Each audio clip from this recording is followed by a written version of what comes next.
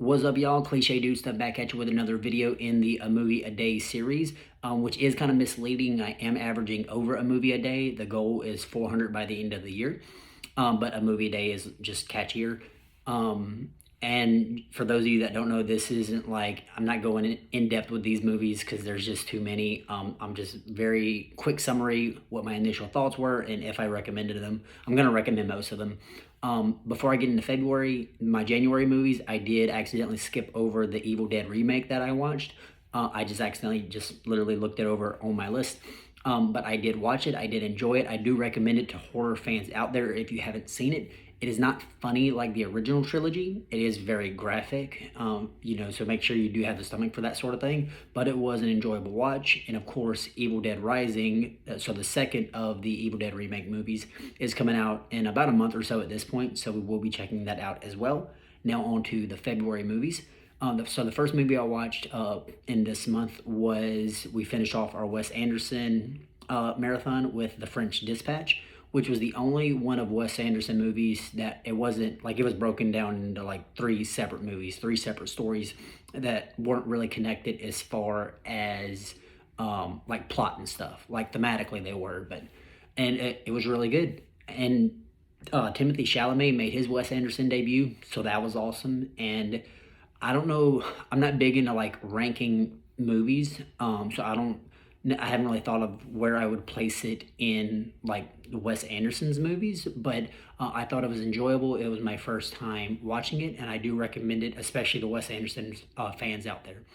The second movie I watched, now this one was more of, and I've been trying to think of if I should, when I go to watch these movies, should I take expectations into account, or should I just have the movies be the movies in and of themselves?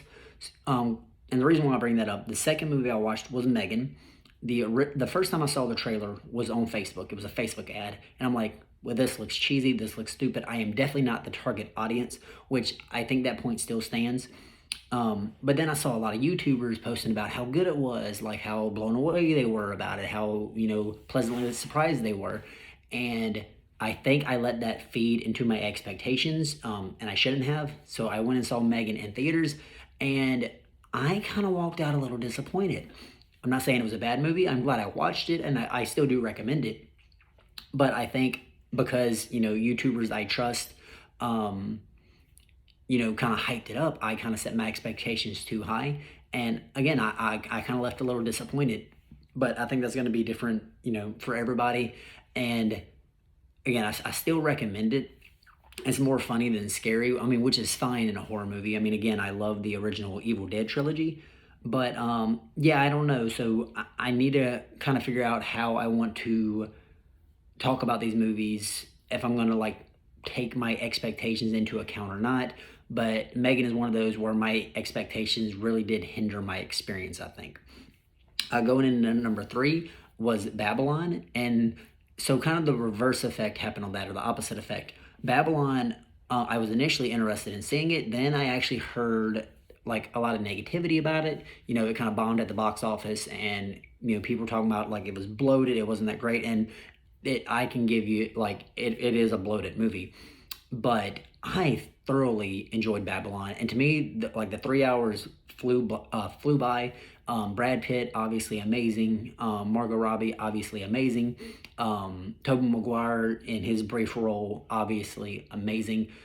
Just an overall great movie, overall enjoyable experience. And, just like the timeline from it going to silent pictures to talkies, and, to eventually get into quote unquote modern day, or more modern than where it started. I loved it. And I don't know if the general audience would love it, or if it's, you have to be more of a film enthusiast, which, I'm not saying like I know more than the general audience, but I do have an interest in like the history of, where films came from. And I don't know if that's why I enjoyed it so much, but I loved it. Definitely recommend the movie, especially like I love long movies. So if you don't like longer movies, maybe break it up into sessions, but that's definitely one of them I can easily recommend. Now moving on to one of them I do not recommend. And I was told to watch this whenever a coworker found out. One of my challenges with this series is I'm wanting to see the positivity in everything I watch, right? So even movies that I wouldn't traditionally enjoy, I want to be able to find the value in it. And the last video I talked about a movie called Nine Songs where I personally couldn't find the value in it.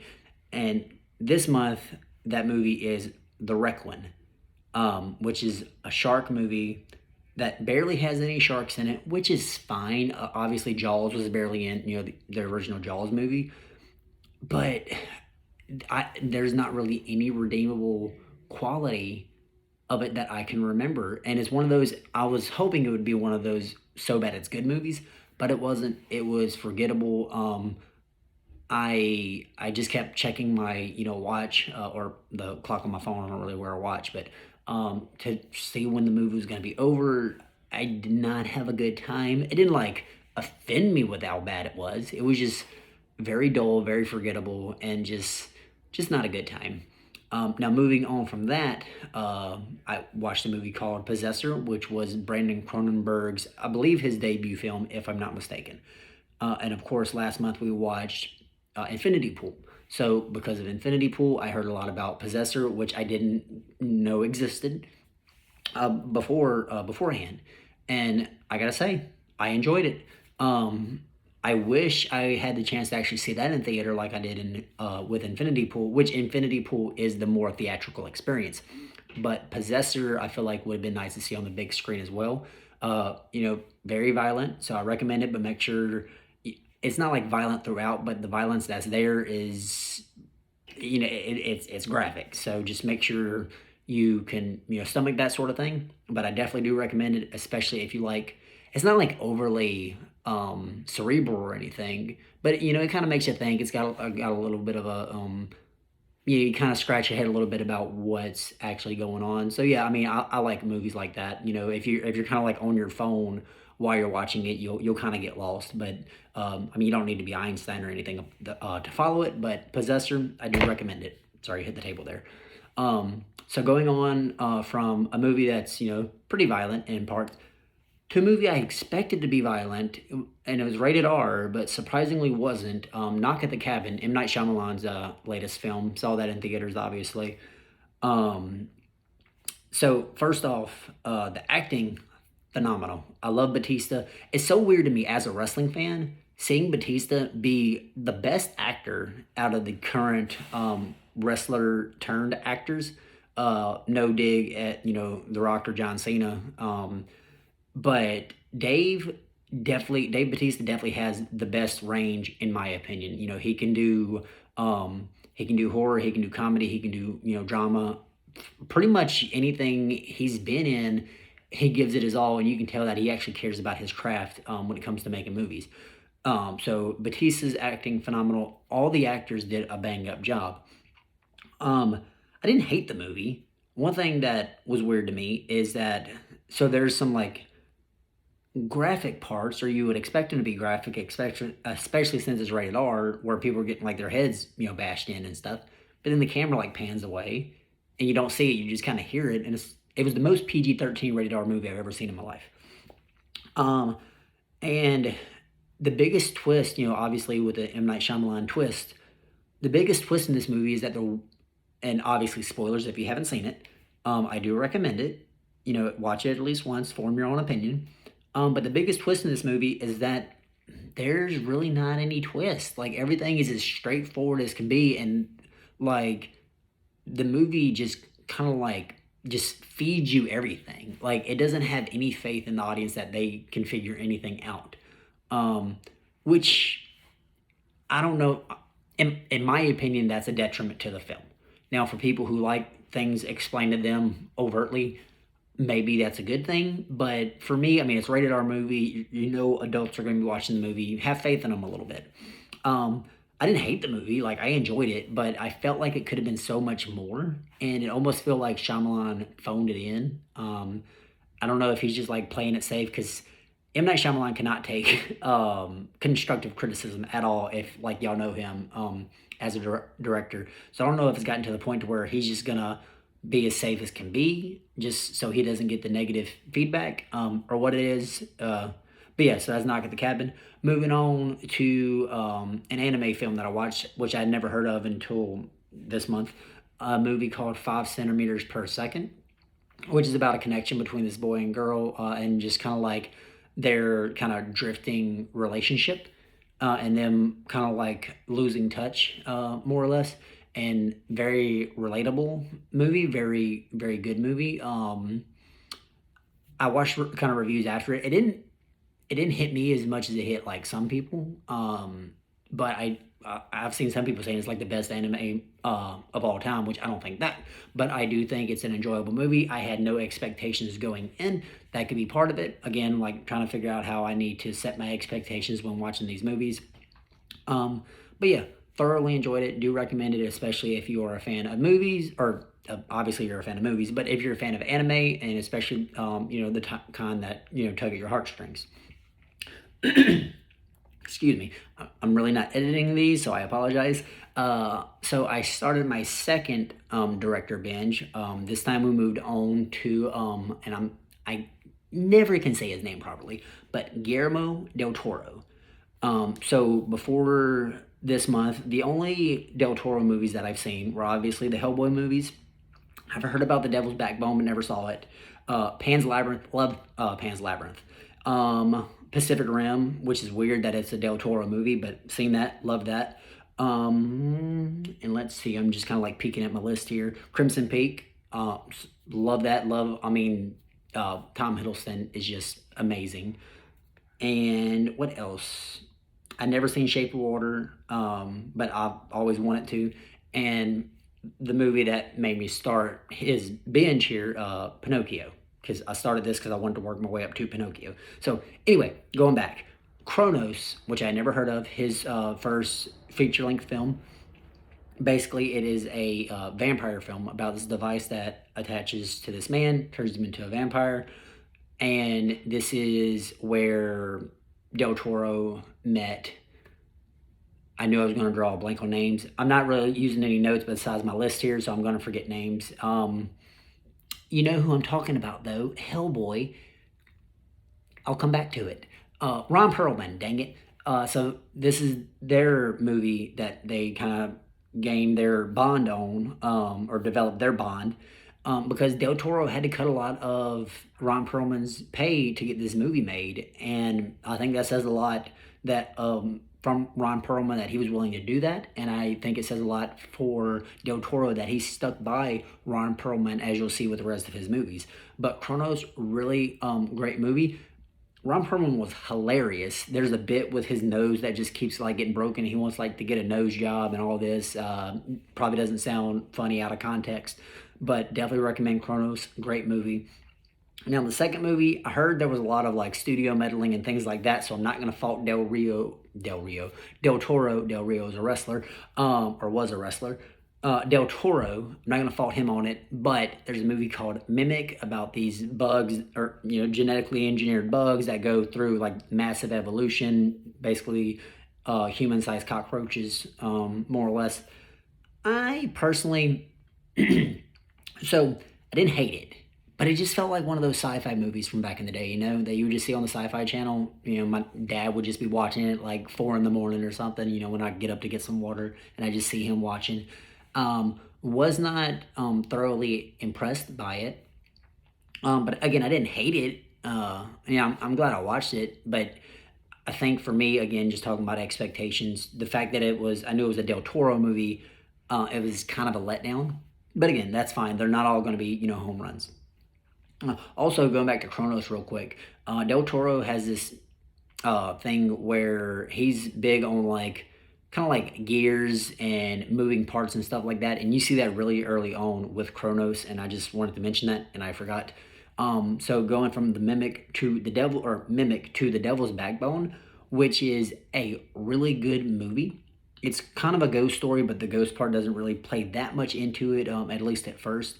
About this kid who goes to this kind of like an orphanage, basically, during wartime. Also, Del Toro, I keep on wanting to call him Del Rio. I just had a conversation about Del Rio, so it's kind of fresh in my mind. Anyway, Del Toro, a lot of his movies take place during war times, and I think The Devil's Backbone was kind of the initial start for that, at least for feature-length films.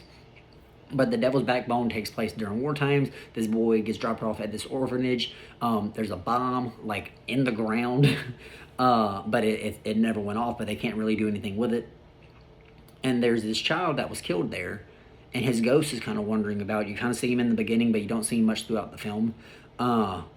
And it's a great movie. And apparently, The Devil's Backbone and Pan's Labyrinth are like they're kind of like companion pieces, which is interesting to know. But highly, highly recommend it. I mean, it's kind of a tearjerker. You know, I mean, it's a war movie. A lot of people die. A lot of kids die. Not really graphically, but yeah, I mean, kids dying is always kind of, it can be hard to watch, especially depending on the viewer. Um, but also, you kind of see where Del Toro has this thing where he knows, people getting like shot and, or like blown up with rockets isn't really relatable. But if someone gets like jagged in the underarm with a spike, we can kind of all know what that feels like. Or if someone gets a paper cut, like it's easier to relate. It's more relatable, and it's easier for us to like kind of sympathize with that pain. And you see that a lot in this movie, especially towards the end. Someone gets like stabbed with like a broken broomstick, and you're like, ooh, kind of makes you squirm a little bit. So yeah, Del Toro's really good at that, and I think this movie here is kind of where you start seeing that really kick up. So going from that, we kind of took a break from Del Toro, at least for one movie here. I went to the theaters again and saw a movie. So I was gonna watch Winnie the Pooh, Blood and Honey, but it was not playing in my local theater. So we had already had plans to go to the theater, me and a friend, and so we just picked a movie. One that I heard was good, but I had no interest in seeing previously. A movie called Missing, which is kind of like found footagey, except instead of being like on just like a normal portable camera, it's through the eyes of iPhones and laptops, things like that. And let me tell you, I was blown away by this movie. Like me and the friend that I went with, we were like, sometimes you go to the movies with friends who aren't necessarily movie people, and they try to talk to you throughout the movie, and it's kind of aggravating. You're like, just watch the movie. I looked over, and she was just like glued to the screen. And we didn't like say two words to each other during the movie. We did before and after, but it had us captivated all throughout. I will say there were points in the movie where I kind of got aggravated at the main character. And again, I'm gonna forget names. I watched a lot of movies, and I didn't look anything up to refresh my memory before doing this. But there were points that I got aggravated, but it was still in character. Like a girl has her mother missing, she's gonna be frustrated, and even though people are trying to help her, sometimes she's gonna have, from her point of view, they're not doing enough, even though they're doing all they can. That aggravated me just from like a personal level, because I could see, you can see that those people are trying to help her, but her being, teenage young adult, she's just missing her mom. She wants her mom to be found alive, so she's like, no, you're not doing enough. So that part got to me a little bit, but that's more personal stuff. That's nothing wrong with the movie. That's very relatable, very human response in crisis. But yeah, awesome movie. Definitely recommended. And even though I went in like I wasn't interested in the movie at first, but I did have like my expectations were kind of set high. But I've also felt like I've been burned by Megan, so I don't know. But anyway, I do recommend it. I think especially if you're interested in the true crime type stuff, because they get into like true crime podcasts and things like that. I think you'll definitely enjoy it. Moving back to Del Toro, the two Hellboy movies, which I had seen when I was younger, and both of them I thoroughly enjoyed. And again, Del Toro is kind of going back to war times on these movies, at least like when they pick up, when they initially start there in war times. But yes, and one thing I love about both movies, I'm a sucker for fighters, villains, superheroes, whatever. They use swords and bow staffs. Like Gambit was my favorite X-Men growing up. Donatello with the staff. Just anything that's like a bow staff, or so like the first movie you have oh boy with like the blades coming out of his arms.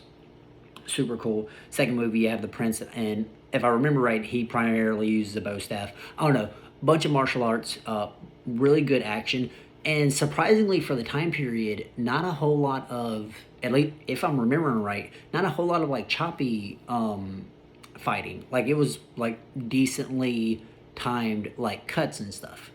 and that part was what impressed me the most. But the characters in both movies are great, especially like in the second when you kind of get into the world a little bit. You know, they go down into this like underground city, and you just kind of like see all these mythical creatures and stuff.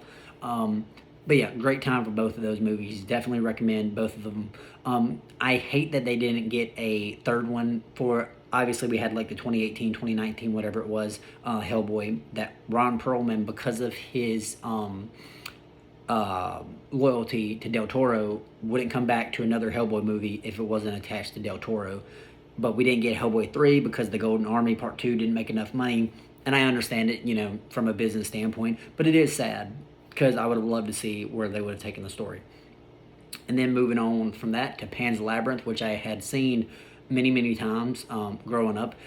It's basically like an adult's fairy tale, definitely not for kids, even though watching it, like, or maybe seeing some clips, you'd think it's like you know, kind of like because it's got like fairy tales and stuff, but it is definitely not for kids. Very graphic movie, and this is another one of those movies where Del Toro really hammers in the things that we can definitely feel. Oh boy gets his cheeks sliced. Someone gets like bashed in with a beer bottle, like the butt end of it, so it messes his face up. You see someone with his hand like split in half. Very, very graphic movie. The first time I watched it, I did not realize how graphic it was going to be, and it kind of got to me a little bit. I mean, I have a strong stomach, I like to think, when it comes to movies. But this is also one of those movies where Stephen King, I think it was sitting next to Del Toro, and whenever Oh Boy with the eyes on his hands comes out, Stephen King started squirming, and that was one of Del Toro's like proudest moments. So even if it'll make you feel uneasy because that's the intention. But definitely recommend Pan's Labyrinth if you haven't seen it up to this point yet. Then moving on to a more mainstream movie, definitely more mainstream and easier to stomach, but doesn't mean better. Pan's Labyrinth is peak. But moving on to Pacific Rim, which when I saw it, I had no expectations like years ago when it first came out. But I watched it, thought it was good. I'm like, huh, that's surprisingly well. And when I saw Ron Perlman, I like geeked out. And of course, now I get the connection with him and Del Toro. But I also didn't realize, and again, I'd seen this movie a couple times before, but Charlie from It's Always Sunny in Philadelphia is in this. He's in both of the Pacific Rims. And phenomenal. I have no idea why I don't remember him being in this movie, but he's a great part of the movie. You know, good comic relief, and you know everything else, and a good, like, he's actually a focal point of the plot whenever he does the bonding thing with the kaiju and all that. But yeah, really good movie. It's one of those you do have to kind of like pay attention a little bit, especially when they talk about the it's not called bonding. I can't remember what it's called at the moment, but you do have to pay attention a little bit, but it's not overly cerebral. Like, you know, you can watch it as a general audience member, I guess, and you know, follow it just fine. Moving on from that, I just wanted something just kind of like random that I hadn't seen in a while, just kind of mix things up. But the movie Gremlins, which I'm not sure if I've ever, and this is like the 80s or whatever it was, so like, you know, the older, and for those of you that don't know me, I'm big on practical effects. John Carpenter's The Thing is basically my favorite horror movie. And Gremlins, obviously being, you know, at the time period it was created in, big on practical effects, which isn't like the big selling point. But anyway, very fun movie. I don't know if I've ever actually sat down and watched it all the way through, but very fun movie. No, it is kind of weird that, you know, the kid is basically grown and the dad buys him this little, you know, he's like, here, like, I feel like the character, and again, I can't remember names right now, but the son should have been casted, or should have been cast like a lot younger. I feel like that would have helped it seem a little less silly. But other than that, and Gizmo, cutest thing on earth. Like, Gizmo was Baby Yoda before Baby Yoda was even thought of. And I definitely want one. And if you ever plan to get one, remember, don't get it wet and don't feed it after midnight.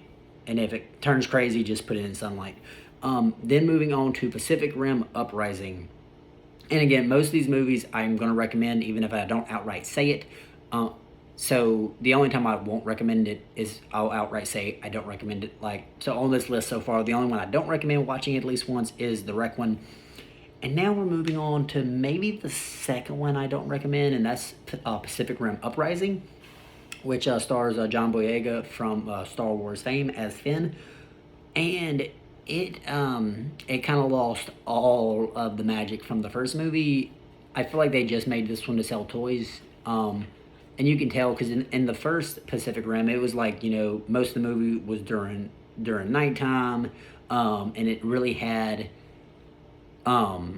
everything there seemed like there was a lot more stakes, I guess is what I'm trying to say. Second one, virtually the whole movie is during the day. It looks like a modern day version of Power Rangers.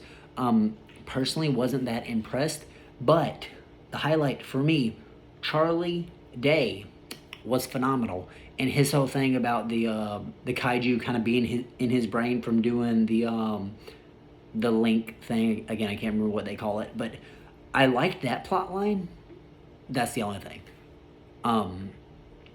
So I mean, if you watch it, and I'm not saying like you can watch it, and I guess kind of like as a popcorn flick, if you're just watching it, just to have something on, but manage your expectations, I guess. I don't know, but anyway, moving on to a movie that I was recommended from somebody at work called A Simple Favor, which I had seen the trailers for like years back, but I'd never actually watched. Starring Anna Kendrick and Blake Lively. And I love Anna Kendrick, don't get me wrong. And I'm not saying she did bad in this movie. She played her role, how I'm sure she was directed to play her role, and how they wrote her character. I hated her in this movie. She was kind of a stupid character, kind of an annoying character, and obviously a gross character with how things kind of happened. And I expect, and again, managing expectations, so that's on me.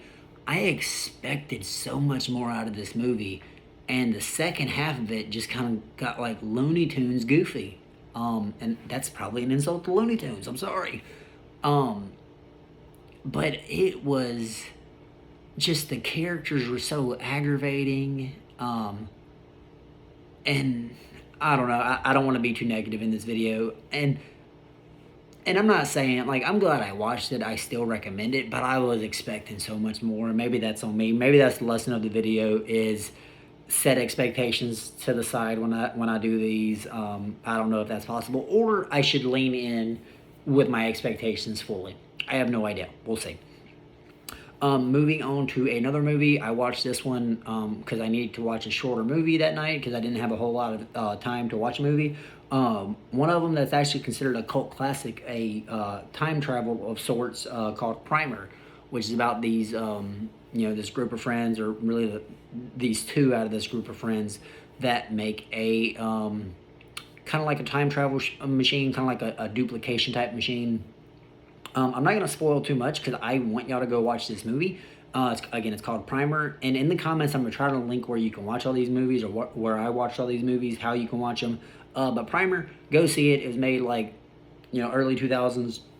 I think it was ahead of its time with its way of thinking and how it handled like the story. It's a low budget movie, made very, very cheaply. Pretty inexperienced crew, but I highly do recommend it. Moving on back to the Del Toro movies, and pretty much finishing off the Del Toro movies. Crimson Peak, which, again, Tom Hiddleston, love Tom Hiddleston. He brings a banger of a performance. But everybody in the whole movie, and I'm sorry I do not remember the actresses' names. That's on me for being ignorant, but they do a bang-up job. The lead does phenomenal, especially in the end. Like, there's a lot of emotion that has to come out. Love this movie. And it is kind of a ghost story. It's not kind of a ghost story. It is a ghost story. There are some graphic parts. So, again, just kind of like be prepared going into it. But it's not like littered throughout.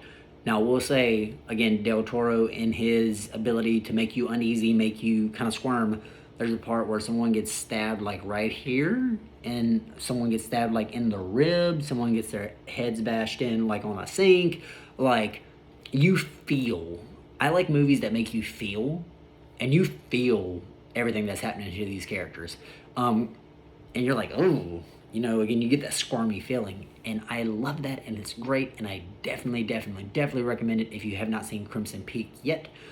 Going on to one of them that I've been wanting to see, just never got around to it, Shape of Water, which, again, takes place during war times, which isn't that, I keep mentioning that. I don't know why it doesn't change the movies as far as like good or bad, but I just feel like it's a thing I should mention. I don't know. It's a little Del Toro quirk.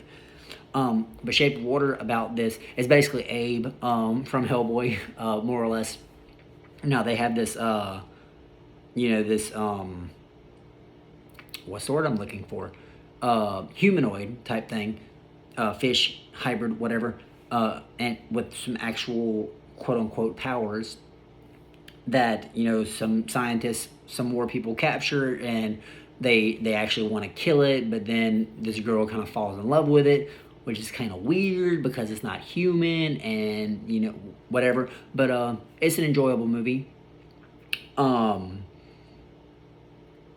it's an enjoyable movie. I do recommend it. Kind of drawing a blank on how to really explain it. Again, I didn't write notes down for these. I'm just kind of like going off the cuff here. But yeah, basically this girl falls in love with a fish version of Aquaman. And yeah, it's a good movie. Go watch it. From there, here's one of them, talking about expectations I never even heard of, called Nightmare Alley. And it is a longer movie at about 2.5 hours, give or take, starring Bradley Cooper. Has Willem Dafoe in it for briefly. But I personally love this movie. It's about a con man who basically does like the, not really fortune teller, but kind of like mentalist type thing. I'll tell you, you kind of leads people on with like, oh, there's someone in your past that you're mourning, or just kind of like little stuff like that. Makes like very broad statements and all this, but then he gets himself in some hot water with some big wigs of the city, and great movie. There's actually a noir version of this from like the 1940s, and I believe this story was based off of a novel, if I'm not mistaken. I could be wrong, but I have yet to watch the one from the 1940s. And I believe actually that one's free on YouTube, so I really do need to get around to checking that one out. I just haven't yet. But yeah, Nightmare Alley, if you haven't watched it, definitely recommend it. Again, it is a longer movie, so be prepared, but a great movie nonetheless. People get their faces bashed in, which is very common in Del Toro movies. But yeah, I loved it. Now moving on to the movie that had me start this little marathon, and that is Del Toro's Pinocchio, which I've seen it as being like hyped up as the best, Pinocchio movie, obviously. I'm the best new Pinocchio movie. I personally loved it. When I heard Del Toro was making a Pinocchio movie, I was hyped. Then whenever I found out it was live action or stop motion, I kind of pulled back a little bit, not because I don't like stop motion, but or claymation. You know what I'm trying to say. I think y'all can read my mind. It's fine. But not because I don't like that art style, but I didn't know how it would play out. Well, long story short, it played out wonderfully. There's this whole thing with whenever Pinocchio dies, he can, he'll come back, but each death, it takes him longer to get back, which didn't really play into the movie that much, but I loved the idea, and I would really love to see that expanded upon. Like, someone dies, and then it gets to the point where each death, they're like 100 years later, so if they die, their life is over because the people they love are going to be dead by the time they come back to life, reanimate. What's the word I'm looking for? Reincarnate or whatever. Whenever they come back. I would love to see that expanded upon. But yeah, Del Toro's Pinocchio, definitely recommend it. It is kid friendly, but there are some heavy themes, so just kind of beware that going in if you watch it, kind of like with a younger, audience member. Oh, actually, there is one more Del Toro movie I didn't watch, and I was putting it off till last, even though it was made earlier, because I wanted to watch the Trinity, the Blade movies. The only one that Del Toro directed was Blade 2, but I went ahead and watched all three Blade movies, which I think I had only seen the first one originally. But long story short, I'll just lump all three of these together. I think they are all three enjoyable movies. Some of them are stronger than others. Basically, first one's the best, second one's, and then third. It's kind of how it goes with these things.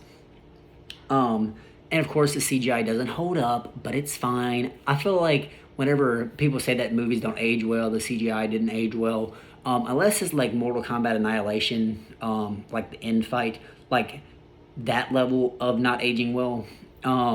I feel like you have to take movies into account of when they were made. So, it's early 2000s. CGI wasn't great yet. But great movie. And these are more movies where, like, they weren't like, you don't see a lot of, like, the choppy fighting, like the chop cuts and stuff like you see in a lot of action movies in that time period. And I love the action sequences. One thing that does bother me in this movie, and this is a personal thing, I cannot stand when enemies basically disintegrate. Which I get it in the point of the story because they can't leave vampires around for evidence. So, but to me, it would make more sense if that only happens when they're hit by like sunlight. But he like stabs them in the chest, or they get like their head hit, and then their whole body just disintegrates. That I don't like it. That's just a personal quirk.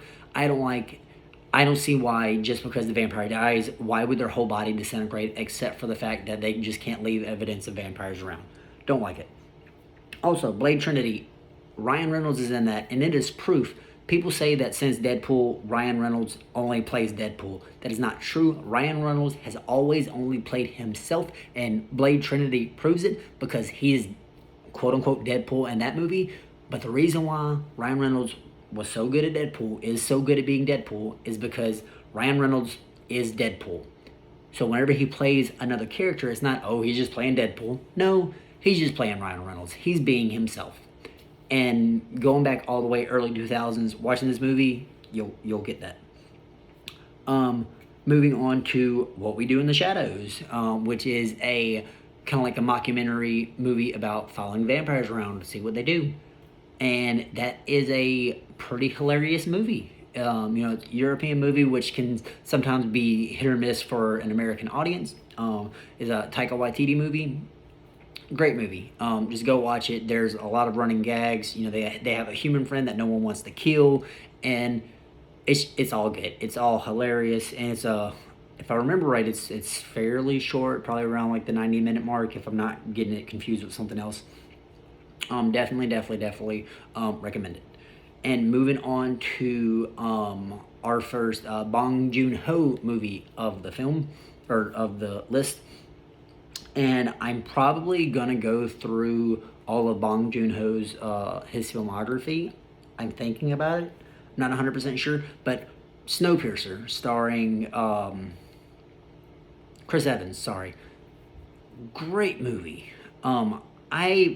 And just full transparency, the only reason I even watched this movie is because there's been a video that I've been wanting to watch for 4 years, but I haven't watched it because I wanted to watch the movie first.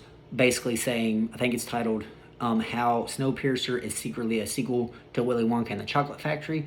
So I watched Snowpiercer, and then I watched the movie, and then that channel made, just 4 weeks ago, put out a part 2 of that video that I was hyped for. I'll try to remember to link those in the description below.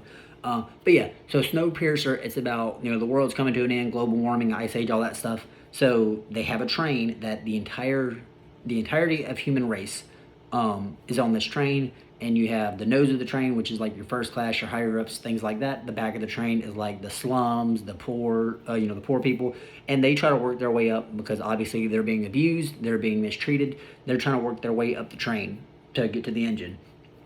And it's a movie about like classism and inequality, things like that. Phenomenal movie. Loved it.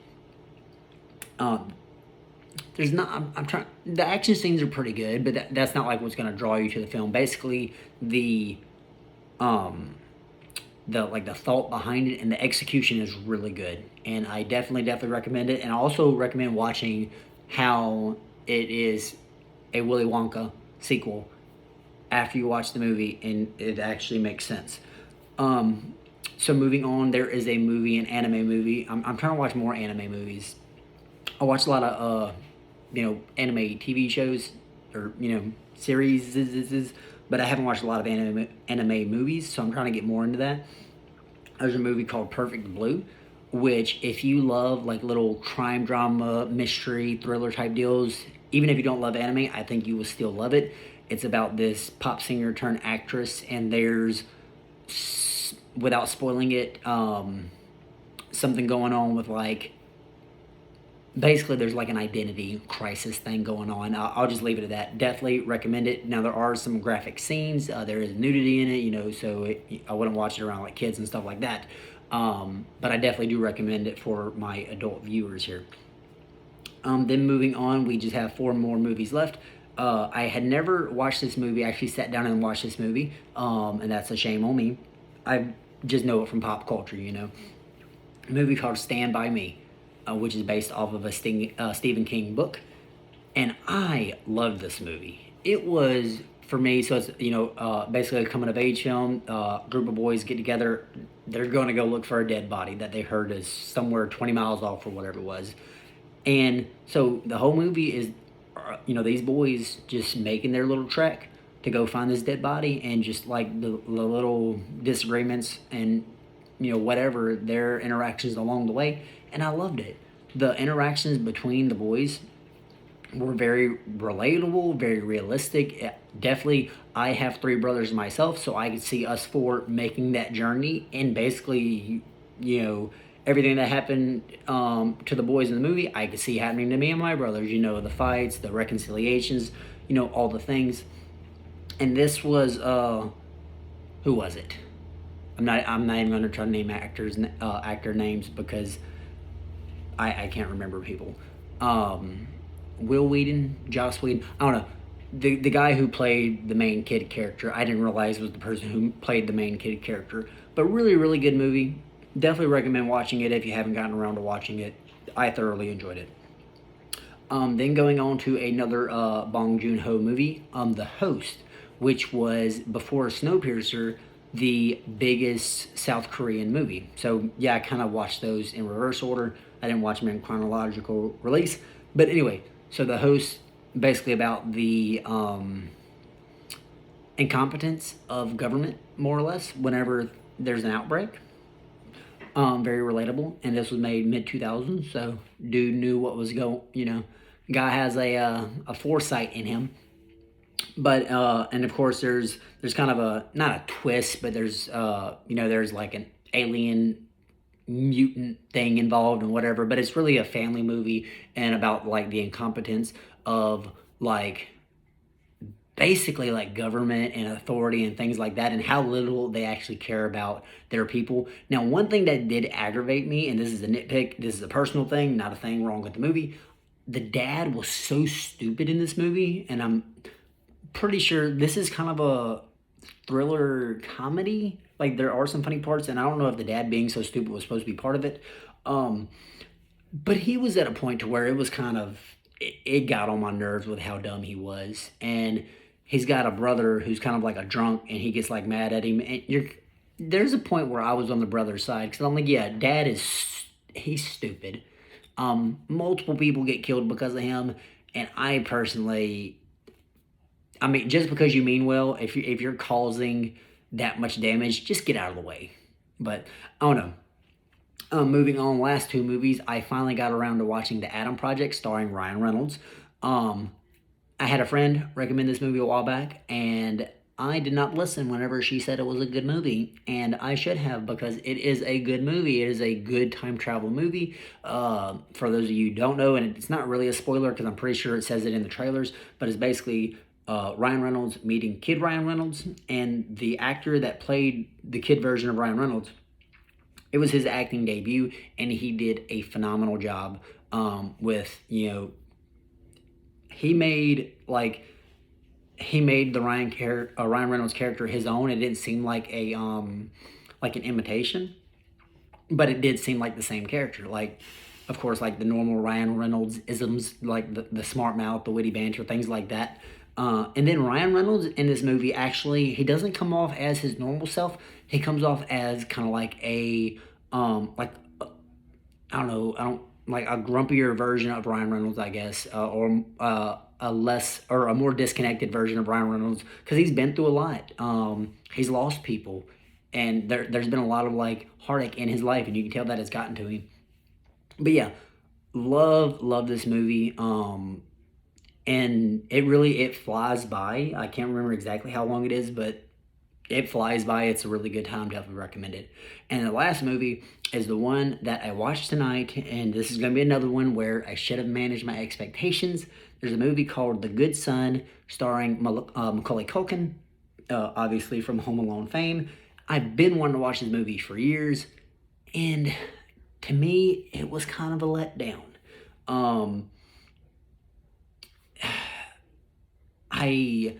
I don't want to be overly negative, and I'm not going to say it's a bad movie. I recommend it still. Again, the only movie I don't recommend on this list is The Requiem, because it's not worth your time. There's really nothing of value there. I'm sorry. But there was just like, so one, you would think with something like that, so the premise, I'm gonna stop, I'm gonna get to a point here. The premise, about basically this evil little kid, that's wanting to like kill people and stuff. But he doesn't really do a whole lot. Like the whole movie, you're kind of waiting around for something to happen. He finally like kills a dog, causes a wreck.